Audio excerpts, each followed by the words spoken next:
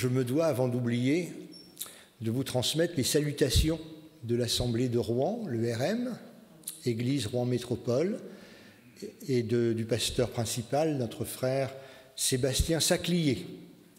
Voilà, je me suis acquitté, maintenant j'ai l'esprit tranquille. Que Dieu soit béni, nous sommes heureux d'être avec vous encore en cette journée. Nous étions venus là il y a à peu près un an de cela. Nous nous sommes fait du bien dans votre présence, dans la présence du Seigneur, et on a été très touchés de la carte que vous nous aviez envoyée, carte très fraternelle, et nous vous en remercions. Vraiment, nous avions été touchés lorsque nous l'avons reçue. Que Dieu vous bénisse et qu'il vous renouvelle les uns et les autres. Le sujet sur lequel je voudrais vous parler ce matin, c'est un sujet qui est vaste, c'est un sujet qui est fondamental, c'est un sujet qui englobe tous les autres sujets. C'est le thème de la Bible, parole de Dieu. Depuis quelque temps, que ce soit à Rouen sur la rive droite, où je suis avec le pasteur Jude, que ce soit en études bibliques rue de Cauville, depuis quelque temps, j'ai eu à cœur de parler sur ce thème de la Bible, parole de Dieu. Parce que, avec le temps qui passe, nous avons le livre. Nous avons la Bible, nous aimons la Bible, mais avec le temps, il ne faudrait pas que nous oublions que la Bible en tant que livre, c'est un support. C'est un support de papier. Ce qui est important, c'est ce qui est écrit dedans. Comprenez ce que je veux dire? C'est-à-dire la parole de Dieu. Il n'y a pas toujours eu le livre. Lorsque Dieu a parlé pour créer toute chose, ça n'a pas été consigné dans un livre tout de suite. Et pour cause, c'est qu'à ce moment-là, il n'y avait pas d'écriture. Il n'y avait pas d'êtres humains. Et pourtant, on connaît l'efficacité de cette parole de Dieu, même si elle était en quelque sorte immatérielle. Elle n'était pas gravée dans de la pierre. Ça arrivera au temps de Moïse avec les commandements, écrits du doigt de Dieu sur des tables de pierre. Ce sera sur des tablettes d'argile. J'agite tout de suite d'argile parce que tout de suite vous allez penser aux tablettes numériques. Quand j'ai parlé sur ce sujet, quand j'ai pris le mot tablette, tout de suite il y a les jeunes qui étaient au premier rang, ils m'ont regardé, c'est pas possible, qu'il y avait déjà des tablettes à cette époque-là. C'était des tablettes d'argile qui, pendant qu'elles étaient encore tendres, on écrivait des choses dessus et on les laissait cuire, sécher au soleil, mais ça s'appelait des tablettes d'argile. Il y a eu des parchemins, il y a eu des pots aussi qui ont été utilisés, le papyrus. Il y a eu tous les textes qui ont été écrits manuellement, avec un grand sérieux, parce que c'était la parole de Dieu. Il y avait une telle crainte, un tel respect, non pas la peur de Dieu, mais une telle crainte respectueuse de Dieu dans le cœur des copistes, ceux qui recopiaient les textes initiaux, c'est qu'ils comptaient le nombre de lettres par ligne, le nombre de lettres sur toute la page, et s'il en manquait une, ils recommençaient tout. pas de rature. On ne pouvait pas tolérer que la parole de Dieu soit amputée d'une manière ou d'une autre, même accidentelle. C'était la parole de Dieu. Et je crois que cela, il faut que nous le comprenions. Si bien que lorsque l'apôtre Pierre va parler des prophètes, eh bien, il va nous amener à réaliser au fond de notre cœur, à nous aussi, les chrétiens, le respect que ces prophètes avaient pour la parole qu'ils étaient appelés à prêcher. Si bien que l'apôtre Pierre dira que les prophètes, quand ils se sont exprimés, c'est poussé par le Saint-Esprit qu'ils l'ont fait. Poussé par le Saint-Esprit. Oh, c'est vrai qu'il y eut dans l'histoire ce que l'on appelle des faux prophètes. Et la parole de Dieu, quand elle en parle, elle nous dit que ces hommes-là, ils parlaient comme par audace.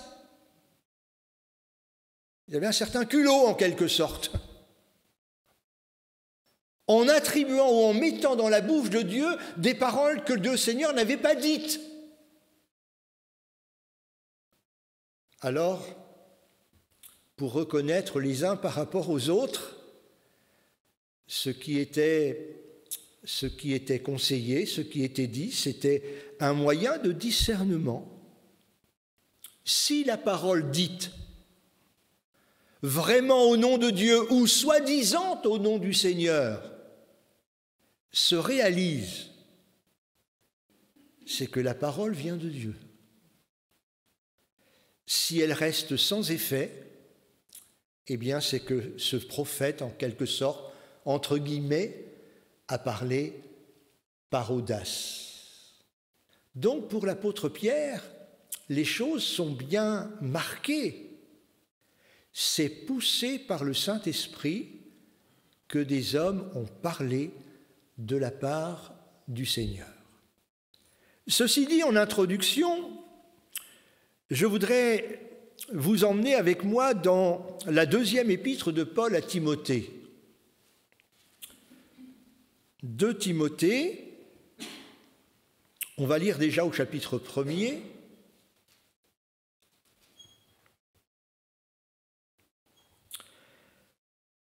Paul, apôtre de Jésus-Christ, par la volonté de Dieu, pour annoncer la promesse de la vie qui est en Jésus-Christ. À Timothée, mon enfant bien-aimé, que la grâce, la miséricorde et la paix te soient données de la part de Dieu le Père et de Jésus-Christ, notre Seigneur. Je rends grâce à Dieu, dit Paul, que mes ancêtres ont servi dans un autre contexte, dans un autre cadre, dans une autre alliance que celle que l'apôtre Paul a embrassée maintenant, c'est-à-dire des hommes qui étaient sous la loi, sous l'ancienne alliance. N'empêche qu'étant sous l'ancienne alliance, ils ont quand même servi le Seigneur. Parce que ça, c'est de tout temps. « Laisse aller mon peuple », sera-t-il dit par Moïse au Pharaon. « Laisse aller mon peuple de façon à ce qu'il sorte de l'esclavage et qu'il serve son Dieu. » Et c'est pour cela que nous, chrétiens, qui sommes sortis de l'esclavage du péché, nous sommes appelés aussi à notre tour, nous sommes appelés à servir Dieu de tout notre cœur. Et l'on racontait au début de l'histoire de l'Église la manière de vivre des chrétiens de l'Église de Thessalonique. On racontait à leur sujet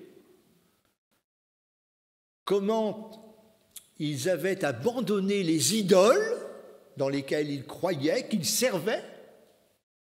Ils ont abandonné les idoles quand ils ont cru en Jésus pour servir le Dieu vivant et vrai. Gloire au Seigneur.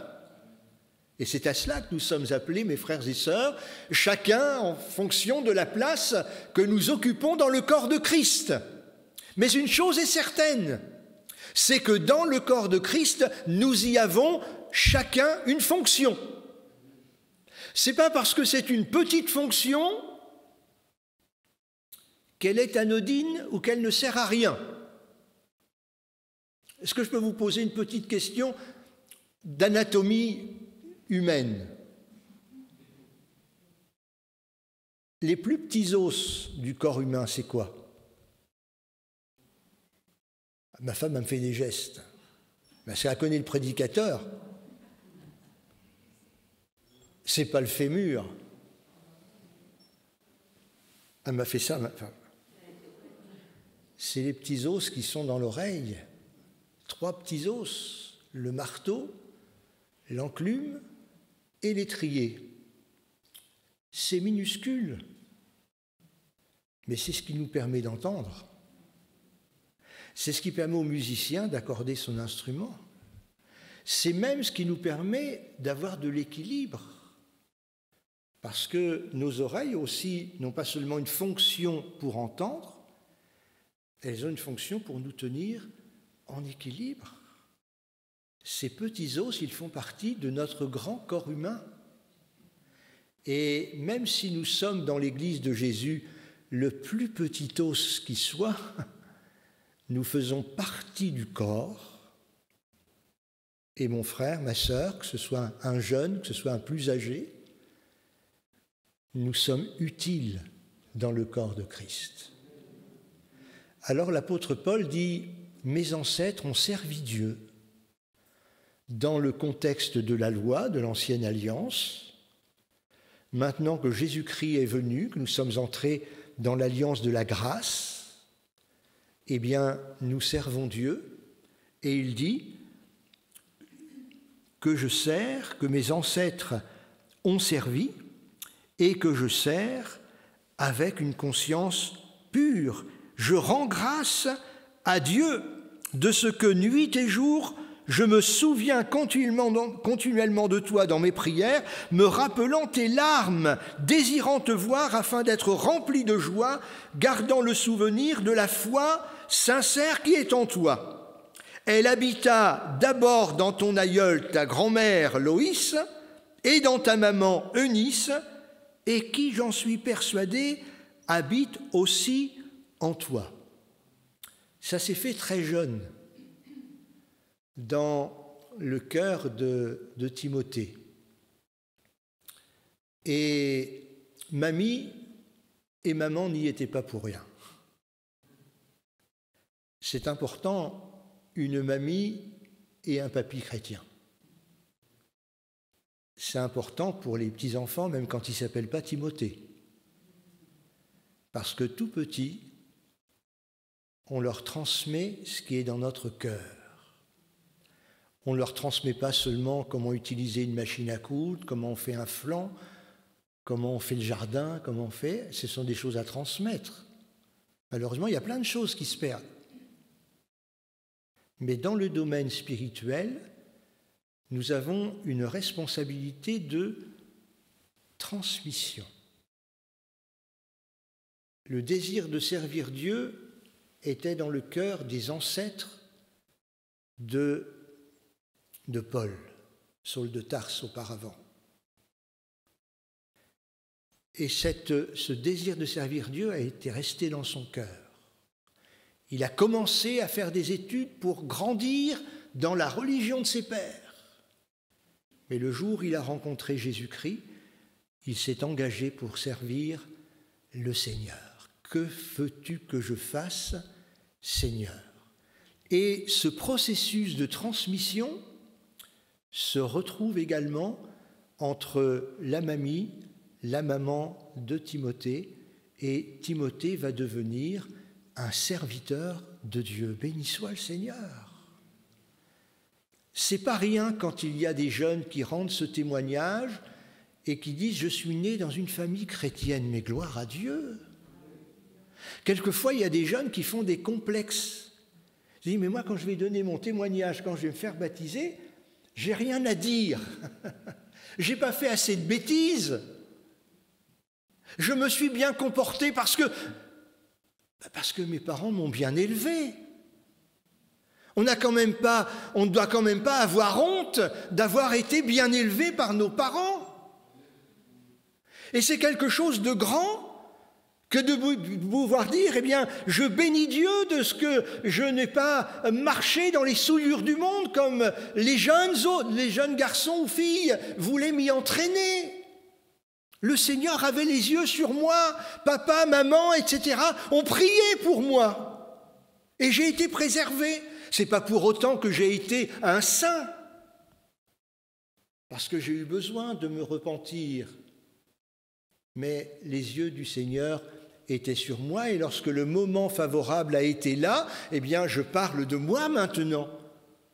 Lorsque le moment a été venu, en lisant la parole de Dieu, mon cœur a été touché et malgré que j'étais un garçon bien élevé, quand j'ai lu la parole et que le Saint-Esprit a visité mon cœur, je me suis aperçu quand même que j'avais besoin de la grâce du Seigneur.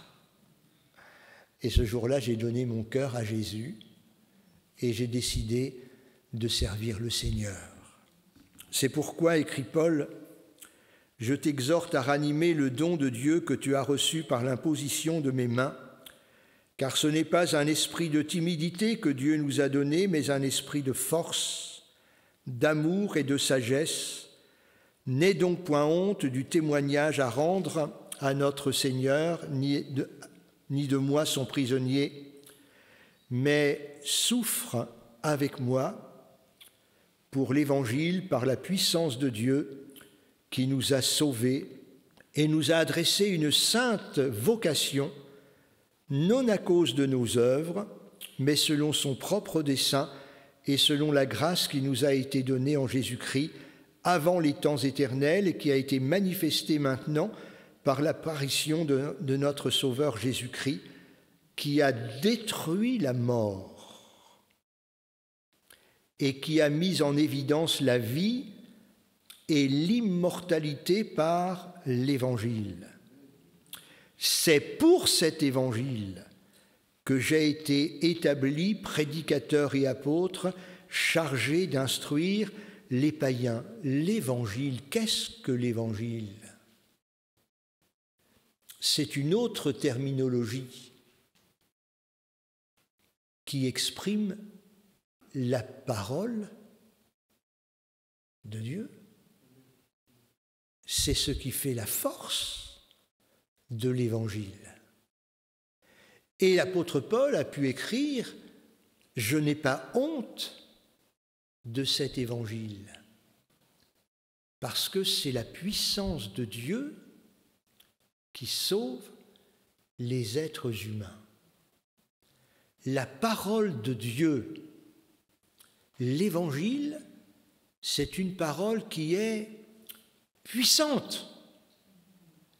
Et je disais il y a quelques instants que cette parole, avant qu'elle ne soit matérialisée dans de la pierre, dans des parchemins, dans tous ces supports que j'ai évoqués il y a quelques instants, cette parole immatérielle, spirituelle, cette parole esprit en quelque sorte, c'est elle qui a agi de manière, et nous avons bien sûr le texte en Genèse chapitre 1er, lorsqu'il est dit que la terre était informe et vide. La terre était, pour reprendre l'expression, n'est-ce pas, dans le texte hébreu, la terre était informe et vide, elle était tohu-bohu. Et s'il y avait eu quelqu'un pour rendre témoignage de ce que c'était, eh bien certainement que la personne aurait dit « mais cette situation, elle est irréversible ». C'était informe et vide, c'était les ténèbres. Sauf que la Genèse nous dit que malgré ces ténèbres, il y avait l'Esprit de Dieu qui était en mouvement. Et quand il y a l'Esprit de Dieu qui est en mouvement, qui est prêt à agir, il peut se passer des choses grandes et belles. Et vous allez avoir avec le livre de la Genèse, vous le relirez vous-même à la maison, vous allez vous apercevoir qu'il y a bien sûr l'Esprit de Dieu qui se meut, et puis il va y avoir la parole de Dieu. Dieu dit que la lumière soit. Et vous connaissez la suite. Et la lumière fut. Et au fond, quand on considère la puissance de l'Évangile, mes frères et sœurs et amis, l'Esprit de Dieu est à l'œuvre, et puis il y a la parole de Dieu. Il y a cet homme qui vient trouver Jésus parce que son serviteur est malade, il souffre beaucoup, dira-t-il. Et il voudrait que Jésus vienne pour le délivrer. Cet homme est un centenier romain. Et ce centenier, c'est un officier, il a des hommes sous ses ordres, il dit Alain fait ceci, il le fait, son serviteur fait cela et il le fait.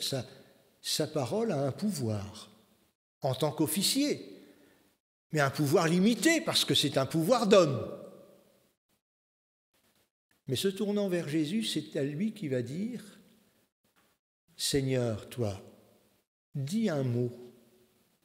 C'est pas beaucoup, hein? Dis un mot. Et mon serviteur sera guéri. Et à ce moment-là, Jésus va dire que la foi de cet homme, elle est grande. Et il va dire à cet officier qu'il te soit fait selon ta foi. Et vous savez, la suite du récit, c'est que le serviteur a été complètement délivré par la parole de Jésus. Vous voyez ce que c'est que la parole de Dieu? Alors on aurait tendance quelquefois, je reviens sur l'image que j'ai prise au début, c'est de dire voilà, c'est la Bible. Oui, mais la Bible, c'est un support. Il existe aujourd'hui des Bibles bon marché, c'est bien parce qu'on peut en distribuer beaucoup, qui sont en papier recyclé. Alors, quelquefois, les gens disent « elle n'est pas très jolie par rapport aux autres parce que le papier est un petit peu gris, c'est pas très joli. » Mais je leur dis « mais le contenu, vous ne fiez pas au support, vous ne fiez pas à la qualité de l'imprimerie. Ce qui est important, c'est la parole de Dieu qui est dedans. » Vous comprenez ce que je veux dire? L'apôtre Paul écrira dans son épître aux Corinthiens, il dira « Nous portons ce trésor ». Et vous savez que là, il parle du message de Dieu, de la parole de Dieu.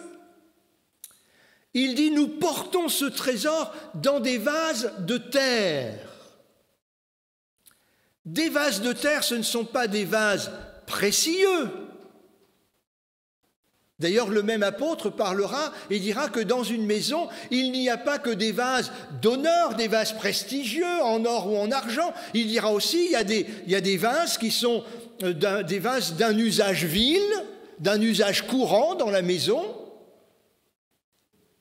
Et l'apôtre veut dire par là que ce qui est important, dans le cadre de la prédication, par exemple, ce n'est pas celui qui va parler, ce n'est pas celui qui aujourd'hui est venu vous voir depuis Rouen. Je suis un homme comme les autres. Les pasteurs sont des hommes comme les autres. Ce sont des vases de terre, des vases fragiles, déjà dans leur chair, dans leur corps. Je suis un pasteur avec une prothèse de hanche, parce qu'un jour, mon col du fémur s'est cassé. On est fragile, hein? Pas vrai, Alain? C'est ça l'humain. C'est ça l'humain. C'est ça l'humain. Fragile physiquement, fragile aussi quelquefois, fragile dans notre tête. Un Simon-Pierre a renié le Maître, mais le Seigneur lui a fait grâce et il l'a rétabli dans le service. Alors ce qui est important lorsqu'un prédicateur s'adresse à nous, c'est de voir pas seulement le vase de terre, mais c'est de voir le contenu. Parce que son rôle, c'est de donner la parole de Dieu. Nous ne devons pas nous servir de la parole pour étayer des doctrines, pour étayer des idées quelquefois qui pourraient même être des idées personnelles. Comme cela est écrit dans l'évangile de Luc, au chapitre 1er également, il sera question de ces témoins oculaires de tout ce que Jésus a fait. Et l'évangéliste Luc dira, ils sont devenus des ministres de la parole. Il ne faut pas penser le ministre ici dans le sens des ministères des Finances et tout ce que vous voulez bien. Hein. Le ministre, dans le texte de la parole de Dieu, dans le Nouveau Testament, c'est un serviteur. Et la traduction dans l'évangile de Luc, ils sont devenus des ministres de la parole, ça devrait être traduit par « ils sont devenus des serviteurs de la parole ». Ils la portent, ils l'ont en eux. Et ce que l'on attend d'eux, c'est d'être des serviteurs de la parole et de rendre, de donner la parole de Dieu. C'est ça qui est important. Lorsque certaines tâches matérielles dans l'Église primitive étaient là et qu'ils allaient être pris par toutes ces tâches-là, ils ont compris, d'abord ils ont certainement commencé à donner un coup de main à droite à gauche et se sont aperçus que ça leur prenait beaucoup de temps. Ce n'est pas que ça les rabaissait dans leur ministère, pas du tout, mais ça leur prenait du temps.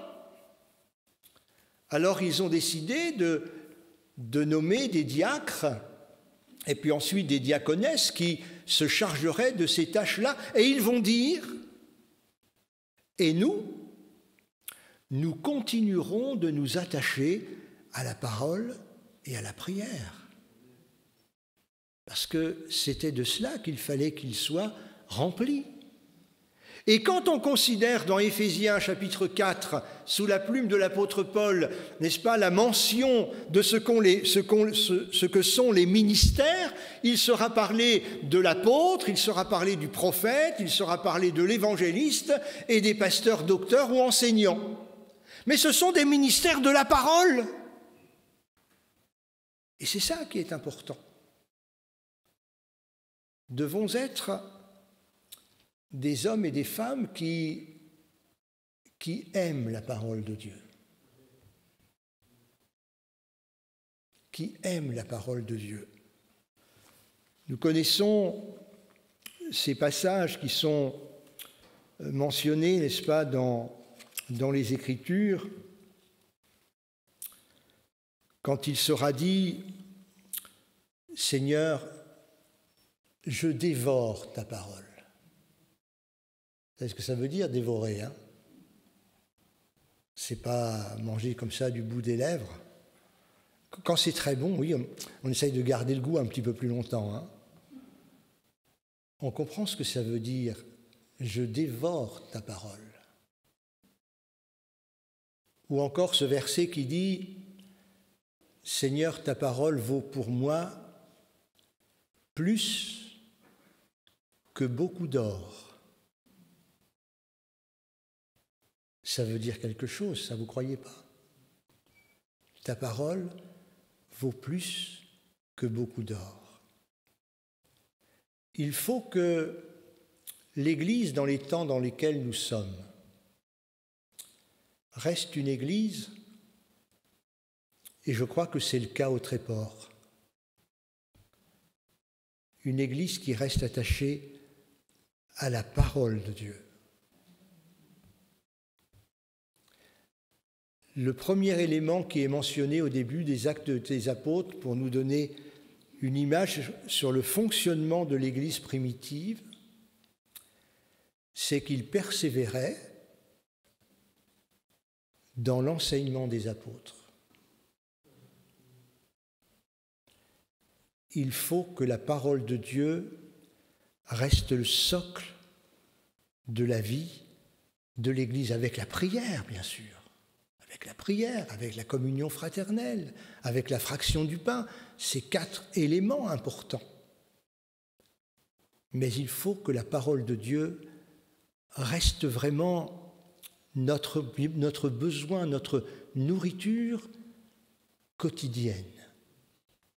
J'ai remarqué que, en considérant un petit peu les chants, pas ici seulement, de façon globale, qu'il y a eu comme un glissement dans ce qu'on pourrait appeler l'hymnologie chrétienne, c'est-à-dire les chœurs, les cantiques que nous pouvons avoir, dans le sens où nous avons, peut-être qu'il y en a beaucoup que je ne connais pas, dans ce cas-là vous pourrez me le dire en partant,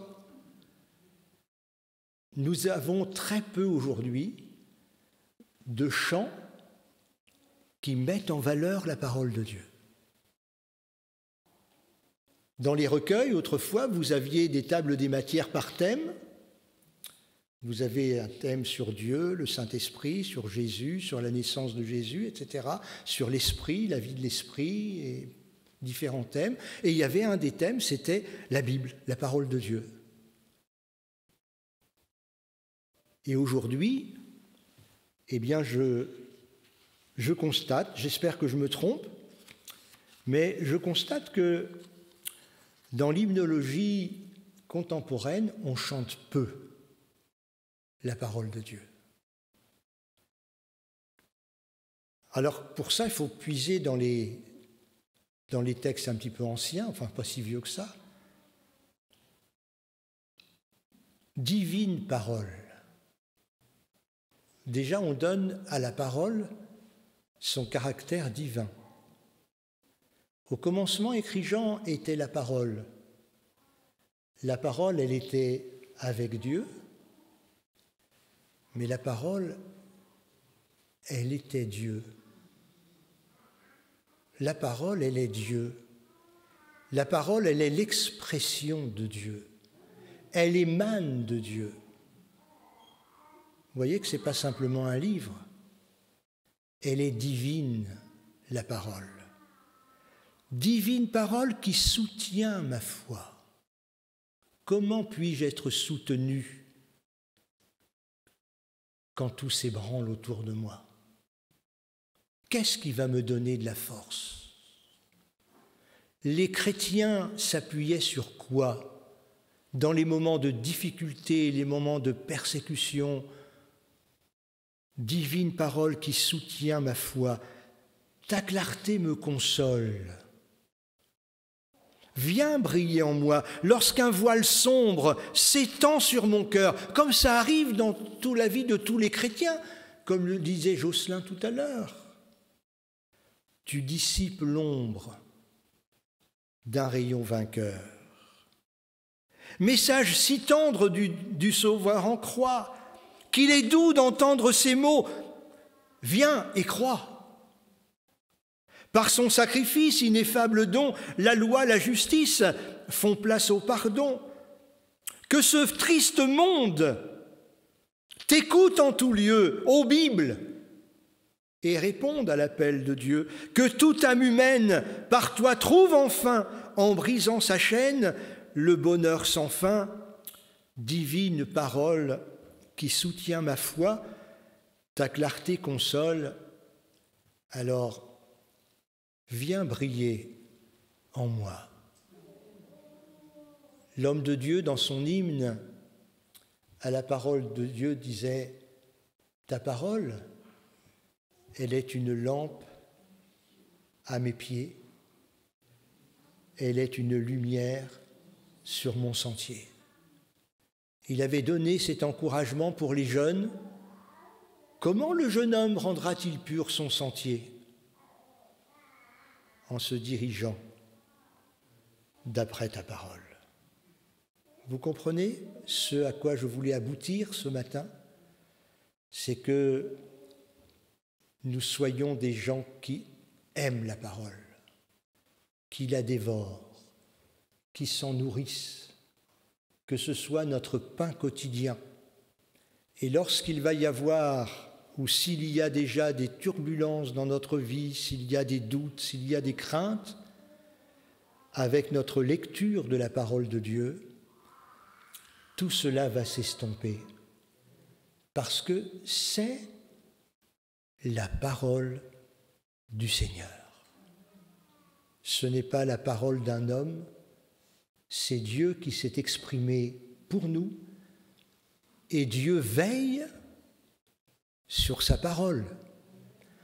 Il a veillé sur elle pour la garder, pour la préserver, pour qu'elle traverse les siècles et qu'elle arrive jusqu'à nous. Dieu a veillé sur sa parole, je dirais physiquement. Mais Dieu veille aussi sur sa parole pour l'exécuter. C'est ça aussi la réalité. C'est-à-dire que lorsque je lis dans les psaumes cette promesse de Dieu, j'aurai le regard sur toi, je te conduirai, etc., etc. Eh bien, quand nous lisons cela, bien le Seigneur le fait, parce qu'il est fidèle. Amen. Je vous propose de nous recueillir quelques instants.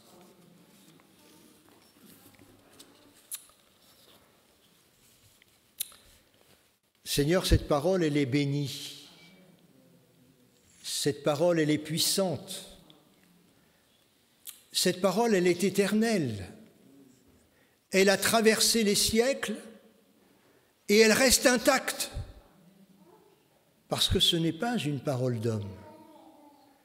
Et cette parole, Seigneur, elle est toujours en action. Elle est toujours active. Elle le fut lors de la création. Elle le fut au travers de la bouche et du message de Jésus. Elle le fut au travers des prédications des apôtres. Et elle l'est toujours dans la prédication aujourd'hui, dans les assemblées, dans l'Église. Dès lors que ceux qui en sont les porteurs, eh bien, sont fidèles pour donner cette parole de Dieu. Alors, Seigneur, cette parole, eh bien, tu vas la couronner par une action du Saint-Esprit. Tu vas la confirmer, Seigneur, en apportant à l'un ou à l'autre la bénédiction, la grâce, la paix, la consolation dont chacun peut avoir besoin. Tout ce dont nous pouvons avoir besoin, nous le trouverons dans la parole de Dieu. Seigneur, merci de faire cela pour chacun de nous, et à toi en revient toute la gloire, dans le nom de Jésus. Amen.